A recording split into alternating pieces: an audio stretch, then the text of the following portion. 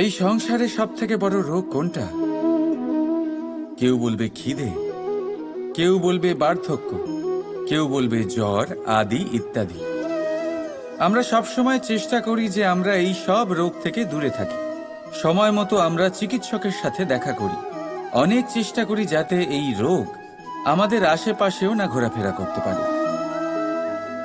কিন্তু জগতের সব থেকে বড় রোগ সব সময় আমাদের সাথেই থাকে, আর এই রোগের নাম হল ভয়। যে কোনো কিছুর ভয়। লোকে কি ভাববে এর ভয়। যদি আমি এটা করি তাহলে কি হবে এর ভয়। যদি আমি এটা না করি তাহলে কি হবে এর ভয় আদি ইত্যাদি।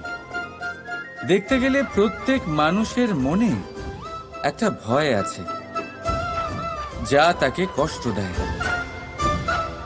এবার এই ভয় কি করে? আপনার শক্তিকে, আপনার আত্মবিশ্বাসকে, আপনার ব্যক্তিত্বকে শেষ করে দেয়। তাই মনে রাখবেন, যদি আপনি আপনার ভাগ্য নিজে বানাতে চান তাহলে সবার আগে ভয়মুক্ত হয়ে যান। আপনি নিজেই দেখুন কি অদ্ভুত ব্যাপার এটা, যা এখনো ঘটেনি সেটা ভেবে এত ভয় পাই যে বর্তমানে নিজেদের কষ্ট দিই। সেই জন্য যা এখনো ঘটেনি তা নিয়ে দুশ্চিন্তা করবেন না। হ্যাঁ, যেটা হয়ে গেছে সেটা সমীক্ষা অবশ্যই করুন, তা থেকে শিখুন, অবশ্যই জীবনে অগ্রসর হন। আর এখনকার জন্য নির্ভয় হয়ে আমার সাথে ভালোবেসে বলুন, রাধা রাধা। আমরা মানুষ যাকে ভালোবাসি তার জন্য সব কিছু করতে পারি। যেমন ধরুন, মা আর বাবা নিজের সন্তানের জন্য কি না করেন। তারা জন্ম থেকে চেষ্টা করেন যাতে তাকে সেই সব দিতে পারেন যা তার প্রয়োজন। ওর স্বাস্থ্য যাতে ঠিক থাকে তাই ওর দেখাশোনা করেন, ওর জন্য চিন্তা করেন। আজীবন চেষ্টা করেন, ধন অর্জন করেন যাতে সন্তানকে একটা বাড়ি দিতে পারেন, যাতে সন্তান খুশি থাকে। কিন্তু এর মধ্যে কিছু না কিছু অবশ্যই অনুচিত। এবার আপনি জিজ্ঞেস করবেন, এর মধ্যে অনুচিত কি আছে? আমাদের নিজেদের সন্তানকে কিছু দিয়ে যদি আমরা সন্তুষ্টি লাভ করি তাহলে এতে ভুল কি? এবার আপনি এটা বুঝতে পারছেন না যে আপনার সন্তানকে ভবিষ্যতে এর অনেক বড় মূল্য দিতে হতে পারে। আপনার সন্তানকে, আর কারণ নয়। যখন সে কিছু পেতে চাইবে সেই সন্তান সর্বপ্রথম আপনার দিকে তাকাবে। নিজে পরিশ্রম করে সেটা পাওয়ার চেষ্টা সে কখনোই করবে না। আর যখন সেটা পাবে না তখন সব থেকে বেশি দুঃখ সেই আপনার সন্তানেরই হবে। তাই যদি সন্তানকে কিছু দিতে হয় তাহলে বাড়ি নয়, শিক্ষা দিন। একটা ভালো চরিত্র নির্মাণ করার চেষ্টা করুন, কারণ একটা ভালো চরিত্রই এই সংসারে সফলতার চরম শিখরে পৌঁছতে পারে। রাধা রাধা। আমরা সকলে পরিশ্রম করি আর তার ফলও আমরা ভোগ করি। কিন্তু অনেক সময় এরকম হয় যে পরিশ্রম আমরা করি কিন্তু বাহবা অন্য কেউ পেয়ে যায় বা অন্য কেউ নিয়ে যায়। এবার এই সময় আমরা নিরাশ হয়ে পড়ি, হতাশ হয়ে পড়ি। তারপর কাজে আমাদের একটুও মন বসে না। আমরা আমাদের পূর্ণ যোগদান করা বন্ধই করে দিই। চিন্তা করতে থাকি যে পুনরায় যদি এরকম পরিশ্রম করি আর পুনরায় সেই পরিশ্রমের বাহবা অন্য কেউ নিয়ে যায় তাহলে সেই পরিশ্রম করেই বা কি লাভ? আর তার পরিণাম এই সংসার আপনাকে নিকৃষ্ট মনে করতে শুরু করে। এবার আপনি জিজ্ঞেস করবেন, এরকম সময় কি করা উচিত? আপনাকে একটা কথা বলে রাখি যে যদি আপনি এই নিয়ে চিন্তাই না করেন যে আপনার পরিশ্রমের বাহবা অন্য কেউ পেয়ে যাবে, তাহলে আপনি এই সংসারে মহান থেকে মহানতর কাজ করতে পারবেন। প্রত্যেকবার নিজের থেকে ওপরে যেতে পারবেন। আর এই সিঁড়ি অনেক লম্বা। তাই মনে রাখবেন, যখন কোনো বাগানে ফুল ফোটে তাহলে লোকে মালিকে বাহবা দেয়, কিন্তু যখন সুগন্ধ বেরোয় তখন লোকে মালিকে নয়, সেই ফুলকে মনে রাখে। সেই জন্য নির্বিকার হয়ে চেষ্টা করতে থাকুন, পরিশ্রম করতে থাকুন, আপনি বাহবা অবশ্যই পাবেন। যদিও বা আপনাকে বাহবা দিতে লোকে ভুলে যায়, এই প্রকৃতি কখনো ভুলবে না। রাধা রাধা। নির্মাণ করতে গেলে প্রথমে ভাঙনের জ্ঞান অত্যন্ত আবশ্যক। তার উদাহরণ আমি দেব এর দ্বারা।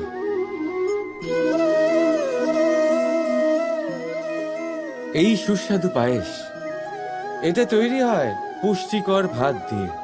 কিন্তু আপনারা কি জানেন এই ভাত কিভাবে তৈরি হয়? কতটা পরিশ্রম করতে হয় এই ভাতকে? সর্বপ্রথম একে জলে ডুবে থাকতে হয়, তারপর সূর্যের প্রবল তাপে একে গরম হতে হয়, আর তারপরে ঢেঁকির মার সহ্য করতে হয়। শুকনো হলে একে প্রবল বেগে ঝাড়া হয়, তারপর গিয়ে তৈরি হয় এই ভাত, যা খেয়ে আপনি তৃপ্তি পান। এবার ভেবে দেখুন, এটা তো শুধুমাত্র ভাত। মানুষকে নিজেকে প্রতিষ্ঠিত করবার জন্য কত বড় পরীক্ষার সম্মুখীন হতে হয়। এই পরীক্ষার থেকেই তো আমরা ভয়ভীত হয়ে থাকি। পাবেন না।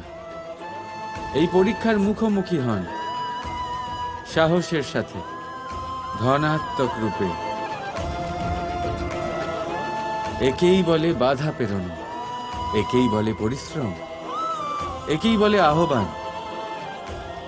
আপনাদের নির্মাণের জন্য সব থেকে বড় সহায়ক। রাধা রাধা।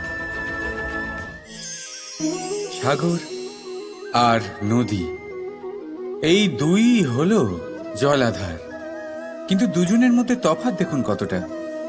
যখন বৃষ্টি পড়ে তখন নদীর স্তর বেড়ে যায়, এত বেশি বেড়ে যায় যে কখনো কখনো পার ভেঙে বয়ে যায়, সব ধ্বংস করে দেয়। কিন্তু যদি বৃষ্টি না হয় তাহলে শুকিয়ে যায় এই নদী, একটা ক্ষীণ ধারায় পরিণত হয়। অন্যদিকে আছে সাগর। এবার সাগরকে দেখুন, যদি নদী এসে সাগরের সাথে মিশেও যায় তাহলেও সাগরের স্তর বেড়ে ওঠে না। সূর্যের তাপ যতই বেড়ে যাক না কেন, সেই তাপের কারণে সাগরের স্তর কমে যায় না, শান্ত হয়ে থাকে, সবেতে সামঞ্জস্য রাখে। আর সেই জন্যই তো এত বিশাল, এত মহান হয় এই সাগর। যদিও আপনিও মহান হতে চান, নিজের ব্যক্তিত্বকে বিশাল বানাতে চান, তাহলে মনে রাখুন, আপনাকে সাগরের মতো হতে হবে। শান্ত চিত্তে থাকুন, সবকিছু সমান রাখুন। যদি জীবনে কিছু বেশি সুখ চলে আসে তাহলে নিজের বোধ বুদ্ধি হারাবেন না। যদি জীবনে দুঃখ আসে, কষ্ট আসে, তাহলে আপনার দৃঢ়তা, আপনার লক্ষ্য আর আপনার শক্তিকে ভুলবেন না। কারণ এই শ্রেষ্ঠত্ব ব্যক্তির আচরণ মানা হয়। রাধা রাধা। সাগর, কত বিশাল হয় এই সাগর! কি না করতে পারে এই সাগর! এক মুহূর্তের মধ্যে সব ধ্বংস করে দিতে পারে, প্রলয় ডেকে আনতে পারে, সংসার মুছে ফেলতে পারে। এই সাগর জীবন জ্যোতি নিভিয়ে দিতে পারে। কিন্তু এই সাগর যা মেটাতে পারে না, তা হলো একজন তৃষ্ণার্তের তৃষ্ণা। অন্যদিকে এই ঘোড়া, যা এতটাই ছোট যে গোপিনীরা একসঙ্গে অনেকগুলো নিয়ে চলতে পারে, কিন্তু এই ছোট ঘোড়া অনেকের তৃষ্ণা মেটাতে পারে। এবার বলুন, জল সাগরেও আছে, আবার এই ঘোড়াতেও।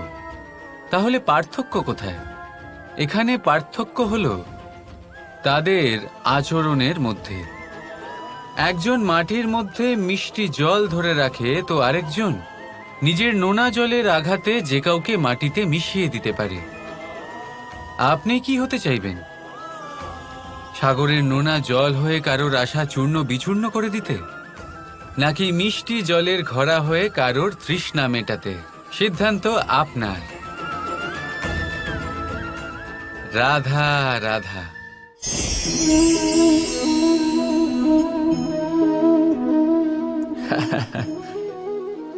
এইমাত্র আমার মনে একটা কথা এলো যে আপনিও কি এটা ভাবেন যে এটা কেন হয়? ঈশ্বর আমাদের দুটো চোখ দিয়েছেন, দুটো কান দিয়েছেন, দুটো হাত দিয়েছেন, কিন্তু মুখ দিয়েছেন শুধু একটাই, জিভ শুধু একটাই দিয়েছেন। এরকম কেন? কি কারণ থাকতে পারে এর পেছনে? কারণ আছে। কারণ এটাই যে ঈশ্বর চান যে আমরা সবাই দেখি অধিক, শুনি অধিক, কাজ অধিক করি, কিন্তু বলি কম। এবার যদি আপনি ভালো করে ভাবেন, তাহলে এখানেও আমাদের জিভ খুব নরম বানানো হয়েছে, যাতে এই কঠোর দাঁতের মাঝে খুব সহজে এটা থাকতে পারে। এবার এটার পেছনেও কোনো কারণ আছে। আমাদের শব্দ আর আমাদের ভাষা এরকমই নম্র আর সহজ হওয়া উচিত। তাই মনে রাখবেন, যদি এই মুখ থেকে কঠিন শব্দ বের হয়, তাহলে তার পরিণামও কঠিনই হবে। এরকম নম্র, এরকম সহজ আর এরকম মিষ্টি কথার সাথেই আসুন আমরা সবাই বলে উঠি, রাধা রাধা। কতবার এমন হয়, আপনি কোনো কাজ করার জন্য কাউকে দায়িত্ব দেন, কিন্তু সেই ব্যক্তি সেই কাজ সম্পন্ন করতে পারে না, অসম্পূর্ণ রেখে দেয়, অথবা ঠিকভাবে করতে পারে না। এবার এই পরিস্থিতিতে কি হয়? আপনি ক্রুদ্ধ হয়ে যান, তার উপরে আপনি রেগে যান, তাকে তিরস্কার করেন, আর তারপরে সেই কাজ সম্পন্ন করতে আপনি নিজেকেই নিযুক্ত করেন, আর শেষ পর্যন্ত সেই কাজ সম্পন্ন হয়েই যায়। এবার এই বিষয়ে সমস্যা সেই ব্যক্তির চেষ্টায় নয়, সমস্যা আপনি যে সেই ব্যক্তিকে ভরসা করলেন তার ছিল। আমরা অন্যের প্রতি ভরসা করাকে প্রথম পদক্ষেপ বানিয়ে নিই, আর নিজের উপরে বিশ্বাসকে শেষ সম্বল। কিন্তু তার বদলে এটাই হওয়া উচিত যে নিজের উপরে ভরসাকে আমরা প্রথম পদক্ষেপ বানাই, তাকে নিজের সহায় মানতে হবে। যদি আপনি এমন করেন, তাহলে পরিণাম আরো সুখকর, আরো আনন্দদায়ক হবে। তাই মনে রাখবেন, এই সংসারে আপনার সব থেকে বড় ভরসা আর কেউ নেই। এই সংসারে আপনার সব থেকে বড় রক্ষাকর্তা আর কেউ নেই, বরং আপনি নিজেই। রাধা রাধা। বর্ষাকালে যখন ভয়ানক বৃষ্টি হয়, তীব্র গতিতে যখন হাওয়া চলে, তখন আপনি নিশ্চয়ই দেখেছেন যে পাখিরা, যাদের বাসা মাঝে মাঝে ভেঙে পড়ে, নষ্ট হয়ে যায়। কিন্তু আপনি কি কখনো সেই পাখিদের বিলাপ করতে দেখেছেন? কখনো নয়। যখনই সেই বৃষ্টি থেমে যায়, তারা আবার একটু একটু করে খড়কুটো জোগাড় করে তাদের বাসা বানিয়ে ফেলে, নিজের সংসার সেই রকমই বানিয়ে দেয় যেমন আগে ছিল। এমন কেন? কারণ এই ঝড়ের তাণ্ডবের সাথে সেই পাখিদের কোনো বোঝাপড়া করারই নেই। তারা শুধু সেটাই করতে থাকে যেটা তাদের হাতে আছে, আর এটাই হলো সুখী জীবনের মূল মন্ত্র। যেটা আপনার হাতে নেই, তা নিয়ে বিলাপ করে আপনার কোনো লাভ হবে না। মনোসংযোগ তাতেই করুন যা আপনার হাতে রয়েছে। যা বদলে গেছে তাকে আপনি আবার বদলাতে পারবেন না, কিন্তু যা আপনি বদলাতে পারবেন তাতে মনোসংযোগ করুন। এই জীবনে একটু ধনাত্মক হয়ে উঠুন, দেখবেন সব শুভ হবে। রাধা রাধা। ভয়, এই ভয় সব সময় মানুষের সাথে থাকে। কিছু হারিয়ে ফেলার ভয়, যেটা পাওয়া গেছে সেটা হারিয়ে ফেলার ভয়, যার কাছে আমরা রয়েছি তার দূরে চলে যাওয়ার ভয়, যেটা আমাদের সেটা আমাদের থেকে কেড়ে নেওয়ার ভয়। আর মানুষ নিজের সারাটা জীবন কাটিয়ে দেয় এই ভয়েরই ছায়াতে। কিন্তু আপনি কি কখনো এটা ভেবে দেখেছেন যে এই ভয় আমরা কেন পাই? এই ভয় আমরা এই জন্য পাই কারণ আমরা সেই ব্যক্তি, সেই অনুভূতি, সেই বস্তুকে নিজের সাথে আটকে রাখি। আমরা নিজেই তাকে এত শক্তি প্রদান করি যে সে যখন ইচ্ছে আমাদের ছেড়ে চলে যেতে পারে, আমাদের কষ্ট দিতে পারে। কিন্তু যদি আমরা ওই অনুভূতি, ওই ব্যক্তি, ওই বস্তুর সাথে নির্লিপ্ত থাকি, সেটার আকর্ষণ থেকে আমরা মুক্ত হয়ে যাই, তাহলে না সে আমাদেরকে ছেড়ে যেতে পারবে, না আমাদের কষ্ট দিতে পারবে। সেই জন্য স্বতন্ত্র থাকুন, আর সবাইকে স্বতন্ত্র রাখবেন, প্রেমকেও। রাধা রাধা। কথায় আছে, জীবনে সম্পর্ক নিয়ে কখনো অঙ্ক কষা উচিত নয়। এই কথা তো ঠিক। যদি এই সম্পর্কে লাভ, ক্ষতি, গুণ, ভাগ এসব চলে আসে, তাহলে সবকিছু শুধু ব্যবসা হয়ে যায়। এই পুরো খেলাটাই হয়ে যায় অঙ্কের। আর এই জীবন নিশ্চিত রূপে অঙ্ক কষা নয়। এই জীবনে আনন্দকে বাড়ানো, কষ্টকে কমানো গণিতের খেলা নয়, ব্যবহার আর প্রেমের খেলা। কখনো কারোর মাথায় হাত রেখে তাকে শুভেচ্ছা জানালে হয়তো সেটা তাকে এত আনন্দিত করে যে সে পুরো জগৎ জয় করতে পারে। কখনো আপনার মুখ থেকে যখন কারোর জন্য কটু কথা বেরোয়, আর হয়তো সেটা তাকে এত কষ্ট দিয়ে দেয় যে সে এই জগতে কিছুই করতে পারে না।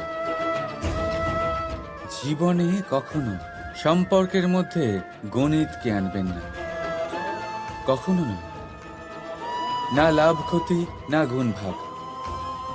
মনে রাখবেন, এই সংসারে এমন কোনো সমীকরণ নেই যেটার সমাধান নেই। শুধু তা খুঁজতে একটু সময় লাগে। রাধা রাধা। ব্যক্তি কখন সফল হয়, কখন অসফল, কখন ক্ষতি হয়, কখন লাভ, কখন জয় হয়, কখন পরাজয়, এসব কিসের উপরে নির্ভরশীল? বেশিরভাগ লোকেই বলবেন পরিস্থিতির ওপর। আর সেটা ঠিকও। যদি বাইরে বর্ষার পরিবেশ থাকে, তবে সেখানে বস্ত্র কিভাবে শুকোতে পারে? যদি ঝড়ের পরিবেশ থাকে, তাহলে নৌকা কিভাবে পার করানো যেতে পারে? কিন্তু যদি আমি আপনাকে আসল সত্যি বলি, তাহলে অসফলতার কারণ পরিস্থিতি নয়, সেই পরিস্থিতিকে স্বীকার করে নেওয়া। প্রত্যেকের জীবনে এরকম সময় অবশ্যই আসে যখন আমরা চাইলেও পরিস্থিতিকে পাল্টাতে পারি না। পরিস্থিতিকে পাল্টানো অসম্ভব হয়ে ওঠে। এরকম সময় একটাই উপায় আছে, পরিস্থিতিকে নয়, মনস্থিতিকে বদলান।